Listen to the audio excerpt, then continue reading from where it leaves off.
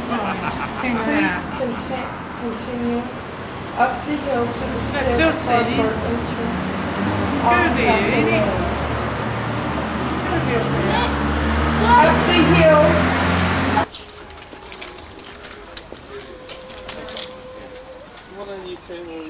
Entering the grounds of Wawick Castle.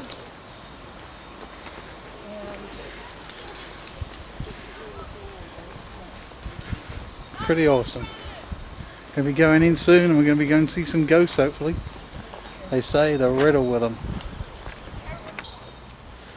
Here they come. Here they come. The British and the American are coming. The Alliance.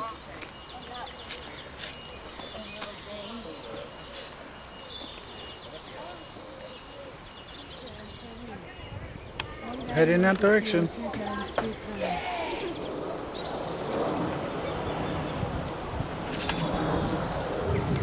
Can't look to.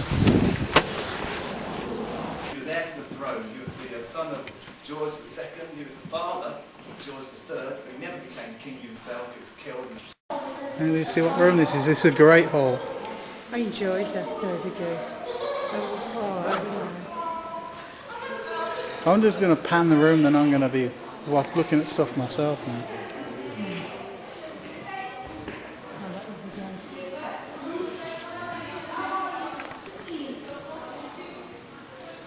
We could catch the tour up if you wanted to, or just do it on our own.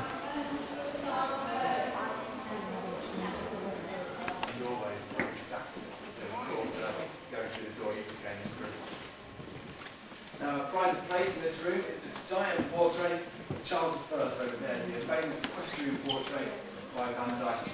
5 copies of the original, this is only a copy of the original, that exist in the country. We work for him to literally roll off and knock off a few copies so he can make more money selling them to state homes.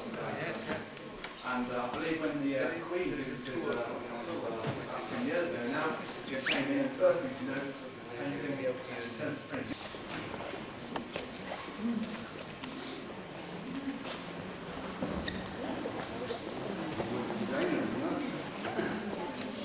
This is different than it does today. Darker for a start because it didn't have windows in medieval times, like the doorway to the dining. Also back in medieval times, we wouldn't have had these nice tiles on the floor, probably flagstones covered in straw to soak. See anything along the way that I miss or just completely forget about, you can always ask me at the end or not. Go into more detail. This is the red drawing room for obvious reasons. Now it looks a bit dull and gloomy at the moment. The only reason that we've got the curtains drawn is to keep the light off these chests here. On the side of the chest is some of the oldest paintings we've got in the castle. These little frescoes, they almost are, about 800 years old. They are from the walls of an Italian monastery. And there's even rumours or suggestions that they're actually stolen, so we're hoping some monks don't come looking for them. These rooms would have been where the ladies came to sit after dinner. The men would retire to a different drawing room. Everyone had their own room, so the ladies would get away from the men for a while. Or is it the other way around? I'm not sure. So around here we've got lots of paintings and characters around the walls who would appeal to the ladies sitting in here. On this side we've got Jean, who was used hundreds of times in the 16th and 17th century, and lots of stately homes would have had a copy of this on there. This is a cedar drawing room then, so called because of all the cedar panelling all around the and this cedar panelling costs a small fortune. It fills every corner of the room. And as well as the cedar panelling, we've got some really expensive crystal chandeliers, 5 of them, and the one in the middle is Irish Waterford crystal. That's the most expensive and opulent of the lot of them. If you compare it to the others, it's a bit more chunkier, and you can always imagine it gleams a lot brighter as well. And to go along with all this wealth extravagance, this giant carpet was made especially for this room. It's one of the biggest carpets or rugs even ever made. And the Greville family who lived here, the Fulks descendants, had their family coat of arms, a swan rising out of the coronet, woven into the tapestry. And I believe if you look above you, it's also carved into the roof up there as well. You'll see that all around the castle.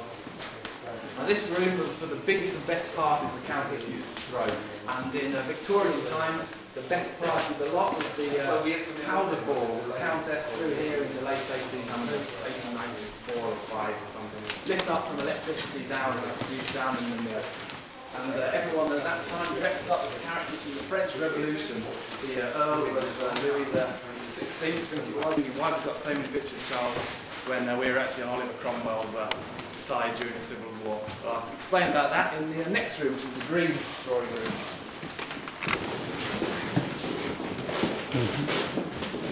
It's only where they heated the house, and of course these are hard to heat.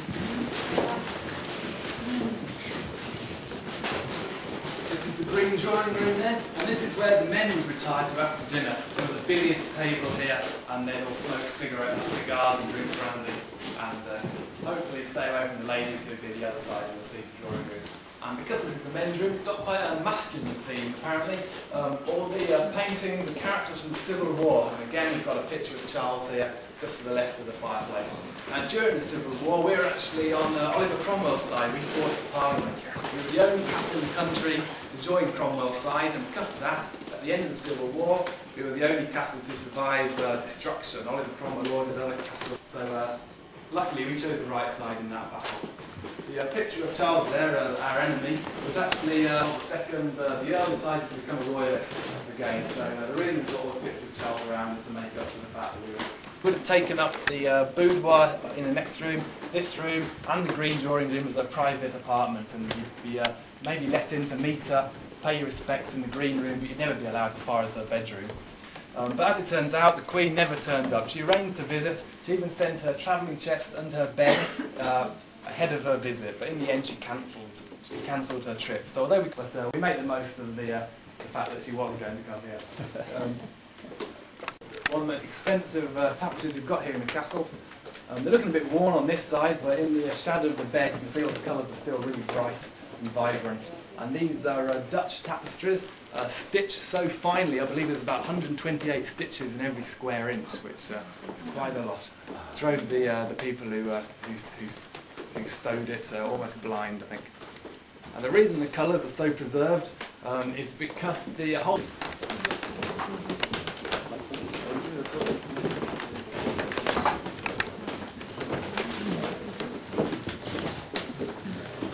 Now, boudoir apparently is French for sulking. This was a room where you'd come and sulk, and ladies would come and sulk if their men folk were off hunting or smoking or otherwise ignoring them. But why you'd want to come and sulk? Well, attractive rooms in the entire castle. This was furnished, last decorated in Victorian time. A few years ago we had to actually... Have a little bit of a smile though.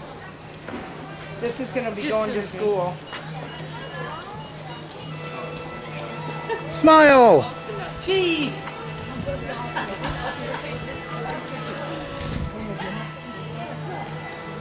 Hold on, JJ. Back. Rewind, cheese, smile.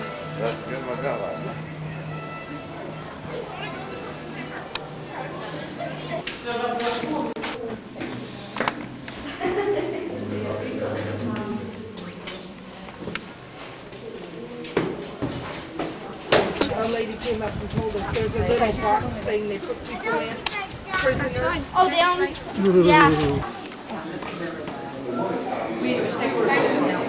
Look at those things. Death or glory? The mask up at the top. JJ, you can lift the sort of feel its weight. Wow, that would be really fun.